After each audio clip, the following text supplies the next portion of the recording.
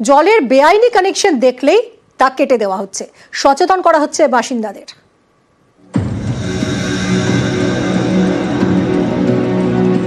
সরকারি প্রকল্পে বাড়ি বাড়ি জল, সেই জলই চুরি হয়ে যাচ্ছে। এ নিয়ে বারবার সতর্ক করেছেন নবান্ন, কড়া বার্তা দিয়েছেন মুখ্যমন্ত্রী। লোক পৌঁছে যাওয়া সত্ত্বেও জল পায়নি, তার দুটো তিনটে কারণ। একটা কারণ হচ্ছে পাইপটাকে কেটে রাস্তার মাঝখানে কেউ নিজের ব্যক্তিগত কাজে ব্যবহার করা হচ্ছে, ফলে জলটা গ্রামে ঢুকতে পারছে না। যে অনেক লোক নিজের ব্যক্তিগত ভাবে পাইপটা কেটে দিয়ে কেউ কেউ হয়তো ইরিগেশনের কাজে ব্যবহার করছে তার নিজের জমিতে। এটা বেআইনি, এটা অন্যায়। এটা করলে তার বিরুদ্ধে কিন্তু ক্রিমিনাল কেস হবে, তাকে কিন্তু পুলিশ অ্যারেস্ট করতে হবে।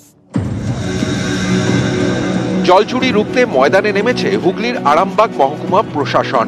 কয়েকদিন ধরেই আরামবাগ মহকুমার 6টি ব্লকে শুরু হয়েছে নজরদারি। জল চুরি দেখলেই কেটে দেওয়া হচ্ছে লাইন। আরামবাগ মহকুমার গোঘাট 1 নম্বর ব্লক, এখানে বাড়ি বাড়ি পৌঁছেছে জনস্বাস্থ্য কারিগরি দপ্তরের জলের কানেকশন।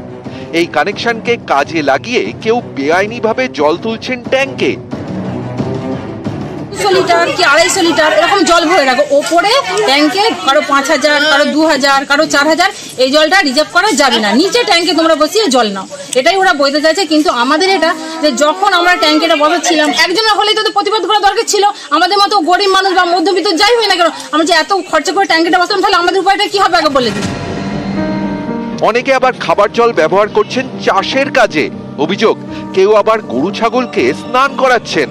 জল চুরির এমন বহর দেখে প্রশাসনিক আধিকারিকদের চোখ কপালে।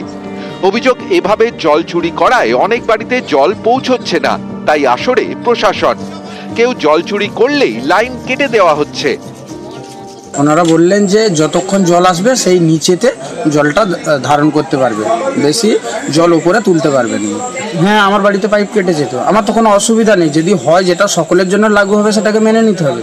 এটা ঠিক যে কিছু বাড়িতে সত্যিই যেমন জল যাচ্ছে, আবার কিছু জায়গায় জল এখনো পৌঁছানো যায়নি, কিছু সমস্যা আছে, সেগুলি আমরা পিএইচির সঙ্গে আলাদা করে বসছি, মিটিং হবে। কিছু নাম আমরা তুলে নিয়ে যে আমরা পিএইচি ডিপার্টমেন্টকে দেবো, আইনি ব্যবস্থা যা আছে সেটা তারা নিশ্চয়ই নেবেন। আমরা মিটিং করে করে পাড়া বৈঠক করে করে মানুষকে বোঝাবো যে জল যদি এভাবে অপচয় হতে থাকে তাহলে তো কোনোদিনই জলের সমস্যা মিটবে না।